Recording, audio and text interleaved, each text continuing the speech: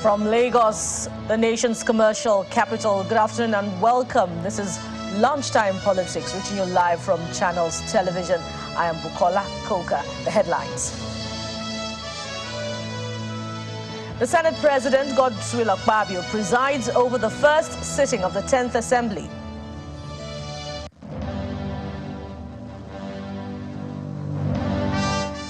The former Speaker of the House of Representatives and newly appointed Chief of Staff to President, Honorable Gbajabiamila, is expected to tender his resignation on the floor of the House of Reps today.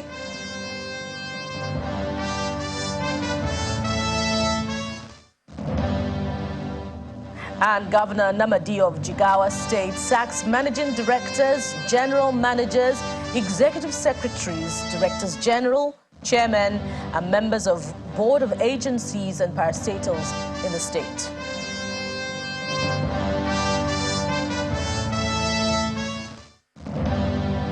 Thank you for staying tuned. The 10th Assembly today begins in earnest as the Senate President, Senator Gbajabiamila, Deputy Senate President, Senator Jigawa Barrow, and other lawmakers arrive at the Red Chamber for the first plenary.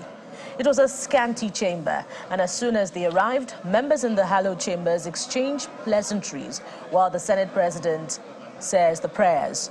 Some of the lawmakers seated for plenary are Senator Bamidele Okoyemi representing Ekiti Central, Senator Dave Umahi representing Ebonyi South, Senator Adams Oshomole representing Edo North, among others. However, the President of the Senate has asked the media to leave the chamber for a closed-door session.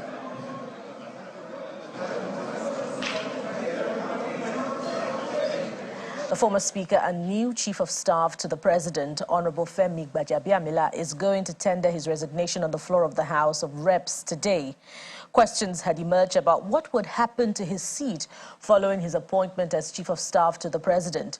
But exclusive information reaching Channels Television reveals that the member representing Surulere 1 federal constituency will tender his resignation, after which the new presiding officer, in the person of the newly elected Speaker of the House, Honorable Abbas Tajuddin, will declare his seat vacant.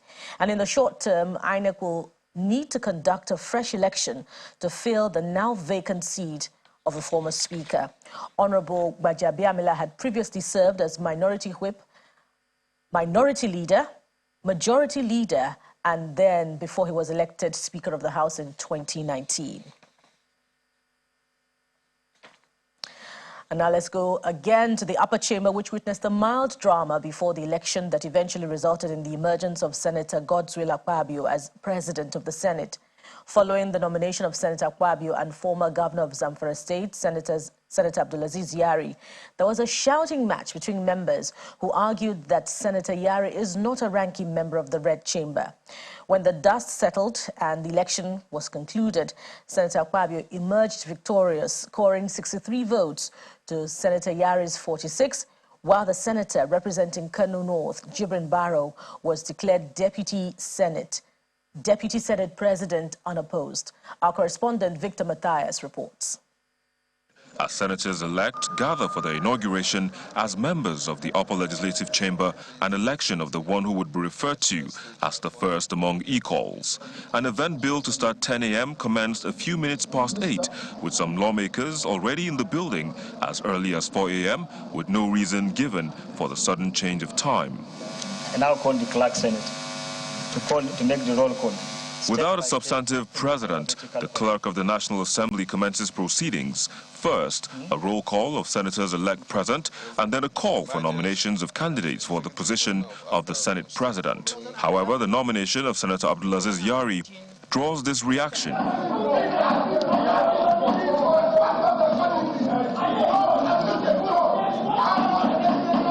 This reaction is drawn as they claim that Senator Yari is not a ranking member of the Red Chamber. However, the clerk waves their protest aside and calls for voting. We'll start with Abia State. The senators-elect are then called on a state-by-state basis to cast their vote. Abubakar Abdulaziz Yari, Ibrahim Lamido. Followed by sorting, then counting, and declaration of result. Midway into counting, supporters of Senator Akpabio went into a frenzy, with some trooping to his seat to congratulate him. The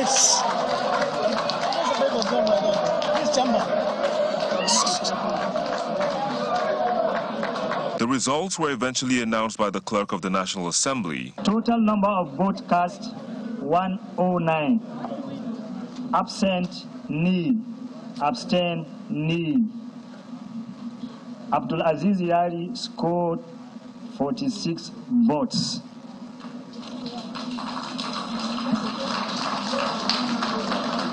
Godswill Apabio scored 63 votes.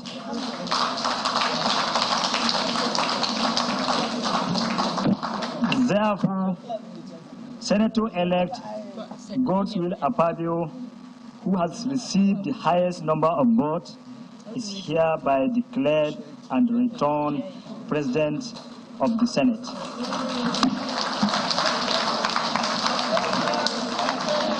Official results announced, congratulations begin to pour in from his supporters and even from his main contender, Senator Abdulaziz Yari.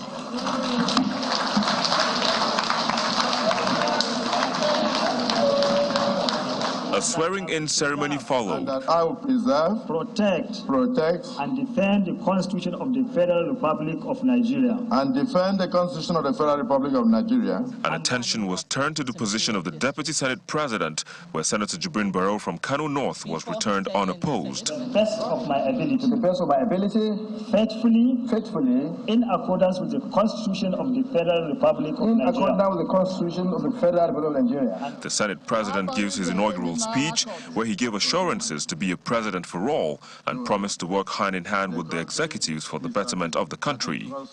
I want to assure Mr. President that no matter what name the Senate is called, we are here to do national duties. This Senate is about Nigeria and Nigerians.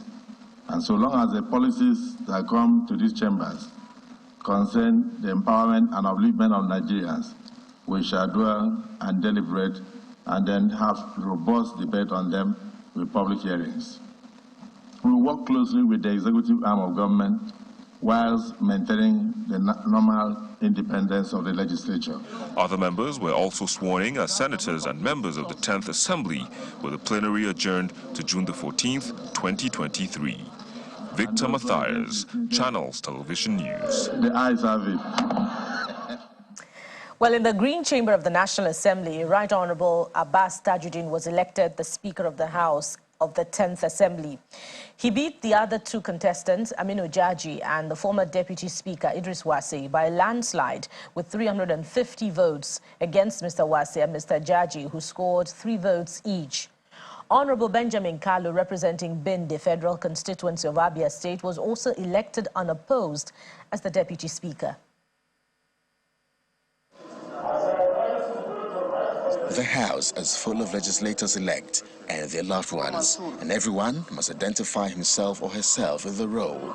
Member-elect Namchi Paul Sunday. Present. Member-elect Atu Chimaobi Sam. Present. I rise to present to you a man, like I said. After the roll call, nominations begin for the position of the Speaker. The first to be nominated is Mr. Abbas Tajuddin, who accepts the nomination.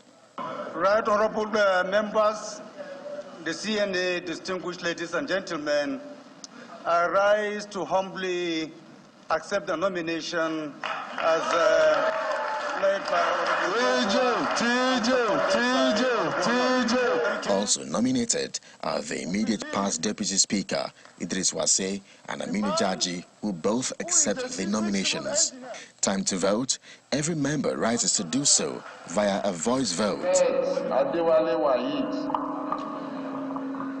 I vote for a fellow Sokoto alumnus, TJ Abbas. And this is the first time this method of voting will be adopted since 1999. Amongst the voters is the Speaker of the 9th House of Representatives, who is expected to take up his appointment as the Chief of Staff to President Tinubu. I vote for Dr. Tajuddin Abbas. A total of 359 members-elect participated, and when it was over, the clerk declares the results. Member-elect Tajuddin Abbas having scored the highest number of votes, is hereby declared the winner and returned elected as the Speaker of the House of Representatives.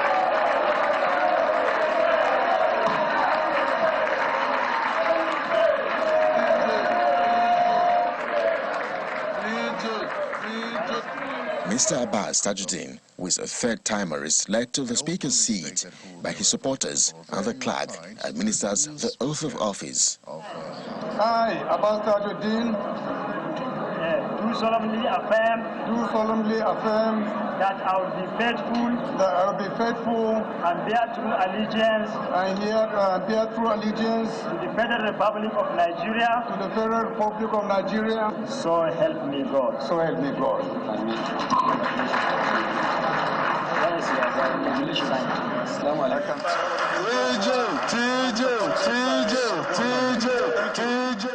With that done, the clerk then calls for nominations for the position of Deputy Speaker, and Jimmy Benson from Lagos State nominates Benjamin Kalu, who accepts the nomination. Mr. Speaker, honorable colleagues, I'm from Abia State, and I rise to accept the nomination ably presented by Honorable Jimmy Benson and ably seconded by Honorable Khadija. I so accept. Is however returned unopposed, as no other nominations are made, and led by his supporters to take the oath of office. I, Benjamin Okezie Carlo, Do solemnly affirm that I will be faithful in accordance with the Constitution of the Federal Republic of Nigeria and the law. His address, the new Speaker assured Nigerians that the House will work for the progress of the country. It's all about us coming together as a united house to serve the Nigerian people diligently. It is about honoring the trust that has been placed on us and working tirelessly to deliver on our promises of good governance and effective representation. Honorable colleagues, under my watch, the 10th House shall sustain and even surpass the gains of the 9th Assembly. That's my prayer. We shall carry out the task before us jointly. We shall introduce reforms and innovations for the benefit of Nigerians.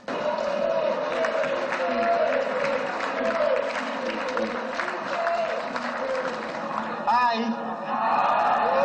do solemnly swear.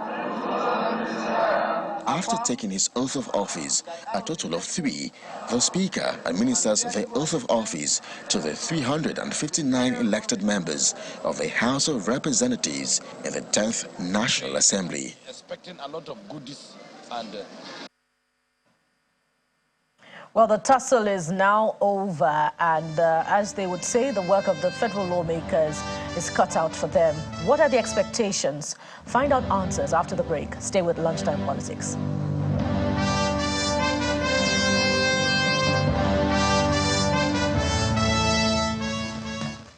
Welcome back to Lunchtime Politics on Channels Television. Let's now welcome a former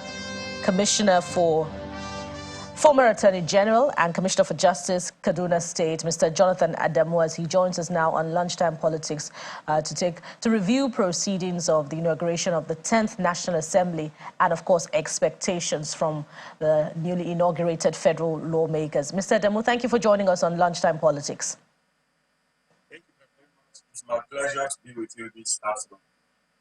Indeed, nice to see you too. Let's begin by asking you about your assessment of proceedings of the inauguration yesterday. In a political environment, we can never go on drama. So, yesterday I had a bit of drama to go with the entire process, both in the Senate and in the House of Reps. But the Senate adopted a secret ballot system, which was okay, but the process adopted by the House of Representatives in electing the Speaker and Deputy Speaker fell short, as far as I'm concerned, of normal democratic standards. To vote in such an open manner that they did really doesn't give room for fair choice. So I have concerns about whether the choice that people made yesterday, that the honorable members made yesterday, reflected their free choice. Voice vote at face value, in line with what inaugurated members are leading us to believe, that they chose it themselves? Or should we begin to ask questions about whether it has anything to do with how the party got its way in the outcome of the election in the Green Chamber? Absolutely. I mean, when you want to do something, you want to be sure that in the eyes of the watching public, that your motives are not suspect, And for me, watching the proceedings yesterday, I was shocked when I put on my TV and then I saw people standing up to announce their names and to publicly say this was the person that they had chosen. For me, somebody was sitting somewhere watching and recording to know who voted according to the party directive and who didn't vote. So if some other persons had a different candidate in mind, I don't think they had the freedom to express their choice. Interesting. Well, in line with the explanation provided by some members who were inaugurated yesterday, particularly those in the opposition, they say consultations were ongoing until very late, such that members of the opposition were not able to decide how to vote to get their own members elected. And it was curious also that they were also unable to get their own members elected for the role of deputy speaker. What does this say about, that strength in the minority, in which confidence was reposed, ahead of this exercise? Well, notwithstanding the constitutional rule that anybody could be elected, that they should choose the speaker from among their members. My view is the party with the majority should normally produce the presiding officer without too much drama, and the minority parties should willingly yield that position to the majority party. I think that it's just right to do that. But however, we've seen situations where it didn't quite work like that, like in the 9th Assembly, where the Deputy Senate President was from the minority party. But by and large, I think that the majority party, if it has its acts together, should be able to produce the presiding officers without any drama, controversy. But why do you think the opposition was unable to pull its weight in at least securing the election of a deputy speaker or a deputy Senate president? And does this speak of what is to come in the election of other key offices that we're yet to see? It's a sign that the opposition really didn't have a clear leadership that could give it direction. And then you would also see that some of the opposition was already romancing with the ruling party. From Kano State, for instance, you saw that the presidential candidate of NNPP, where NNPP had won majority of the seats. Kano has quite a large number of representatives, and we saw that the leader of that party was already having meetings with the president. So naturally, you will expect that you may not be able to get so much cooperation from that axis in terms of looking towards voting an opposition candidate. The same thing with River States. You saw the G5 governors going to the villa to meet with the president. I mean, you could almost think that Governor Wiki has the permanent seat at the villa, or like he has an access card that, granting him unrestricted access to the villa, given the number of times that he has gone there. So with that kind of leadership coming from some of the opposition parties, you don't expect that they will be able to point the kind of united front that would enable them to produce a leader from among the minorities. Now, given the manner in which this election was conducted and, some of the perceptions that have come out about this 10th Assembly, how optimistic are you that this 10th Assembly will be able to stand up to the executive to uphold, the precious principles of rule of law and checks and balances in a democracy? Oh, I'm not optimistic at all. I'm not. Even though we have had a couple of conversations or sounds coming from the newly elected Senate President, when he made his speech yesterday, he alluded to the Senate working with the executive while still carrying out its constitutional role of, enforcing checks and balances and all of that. But I really am not expecting anything good to come out of that leadership, given the way that the executive was so much openly involved in cajoling the members and influencing them to vote the choice of the executive and the party. So, I mean, I don't want to sound too dim, but the last assembly was one of the worst in terms of protecting the separation of powers and defending the rights of the Nigerian people. And given the way that this current leadership has emerged, we should not be expecting anything better than what we had the last time. I know that the former Senate President said, he was quoted as saying that, any bill that the president brought at that time, that we were going to pass it. And that's substantially what we saw happening, saw all kinds of approvals, loans, of not, I would almost say dubious, uses being approved for the government. Now, so given the way that the executive has come out so strongly to support the emergence of this new leadership and ensuring that they did emerge and put so much pressure on all the other contestants to step down, I don't expect anything different. Well, Mr. Adamu, correct me if I'm wrong, you were in the race at some point yourself for a seat in the Green Chamber. Am I correct? Yes, some time ago. That's correct. So perhaps if you had your way and you became a member-elect, amid this process, would you have been able to withstand the pressure and express your own independence as a lawmaker? Absolutely. If you check my record and my history, you will find that I've always been somebody who expresses his mind.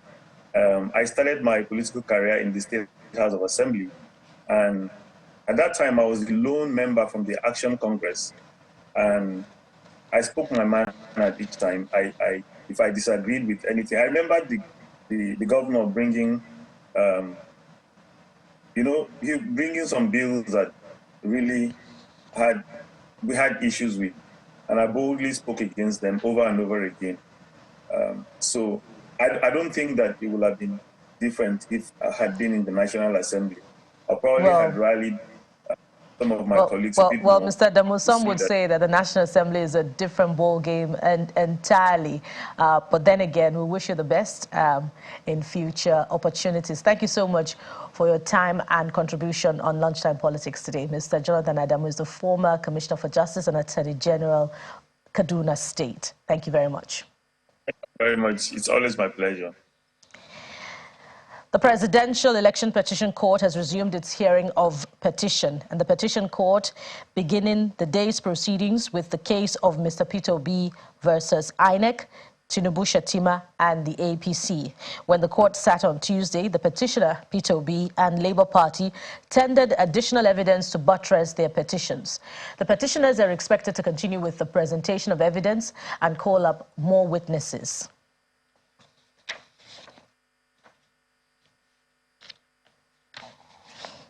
And that's it on the program today. Thank you so much for watching. Join us again tomorrow for another edition of Lunchtime Politics. I am Bukola Koka.